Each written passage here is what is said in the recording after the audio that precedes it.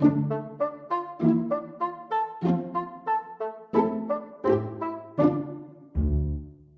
there, and welcome back to Bassoon Boot Camp for another lesson. Now we've learned one note, and I know you're excited to learn more notes, but before we do that, we do need to learn how to disassemble and clean out our bassoon.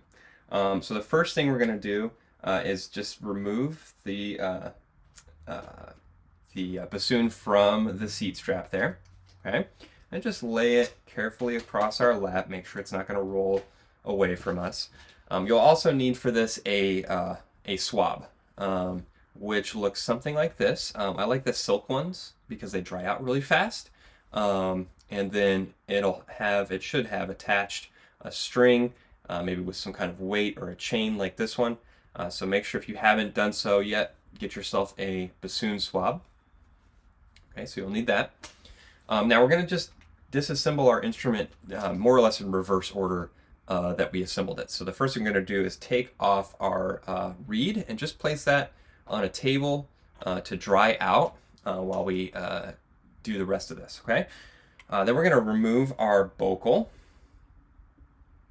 and we're going to place that into our case. Now, there is something called a bocal brush, which will allow you to clean out the inside of your bocal. You don't need to do that every day, but it is recommended to do that about once a month. The next thing we're going to do is we're going to remove the bell here. So just gently twisting that off. And we'll go ahead and place that back into our case as well. Now, if you have the lock connecting your long joint to your wing joint, go ahead and slide that up or remove that.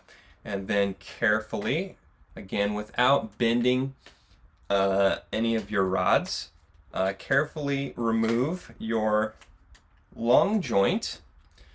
And then take your swab. Again, if you can keep the rest of your instrument securely in your lap, do that. If not, place it aside on a table while you do this. Okay, so now take your swab here, and when we swab out, we always go big to little. So you'll notice that the long joint here has a bigger and a smaller end.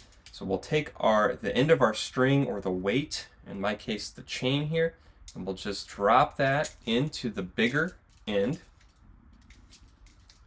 and feed that in, and then it'll come out the bottom, and just gently pull that through, and that's it. So all we're really doing here, we're not really cleaning the bassoon per se.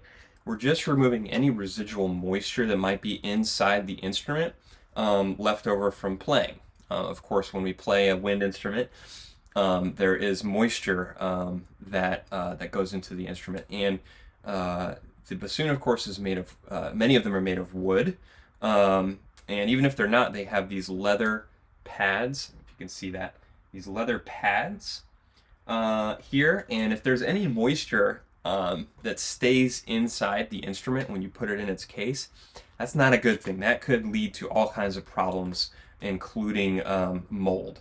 So that's really what we're doing. We're just removing the residual moisture. All right, so go ahead and place your long joint back into your case, and then carefully remove your wing joint.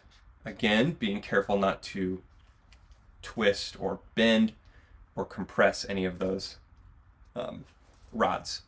So just as before, we're going to take the weight or the chain, place it into the bigger end, which is the top of our wing joint, and we'll fish it out the bottom here, and we'll just pull it right on through. There we go. Beautiful. Place that back into your case, and then we're left with the boot joint. So this one's a little bit, it could be a little bit tricky to do. I'll show you how to do it. So again, big to little. So we're gonna go into the bigger hole first, and we'll drop the chain, the weight, right into there. Okay, just keep feeding it through until won't go any farther because it's at the bottom, and this one doesn't have a hole in the bottom. It actually is a U. It loops all the way through. So once we get there, we want to start to tilt it towards the smaller end. So with the smaller, you see what I mean? The smaller hole is now closer to the floor and the bigger hole is closer to the sky. So tilting it that way and keep kind of feeding this through a little bit there. And then what should happen is that that weight should just fall out the smaller end. You see that?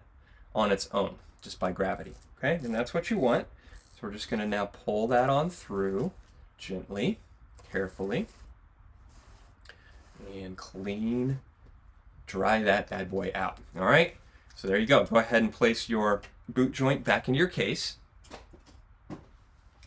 And leave your swab out for a few minutes just to dry out before you put it in your case. We don't want to put any moisture or a moist swab into our case. By this point, your reed should be pretty much dry, which is great. Now, you probably don't want to keep your reed in the case that it came in. My reeds came in these little plastic vials here, and if you put it back in there, especially if there's any moisture still on it, again, we could end up with a moldy situation here. So you can get yourself a specially made bassoon reed holder, but a really quick and easy way to do that, a cheap way to do that, is to get an Altoids tin, a little metal tin that mints come in. Of course, take the mints out, kind of clean it out a little bit, poke some holes in the top, lay a couple little layers of paper towel in there, and you can just put your reeds right in there, and that'll be a great great way to store them and protect them. Okay, so that's it for this lesson, and I will meet you right back here for the next lesson.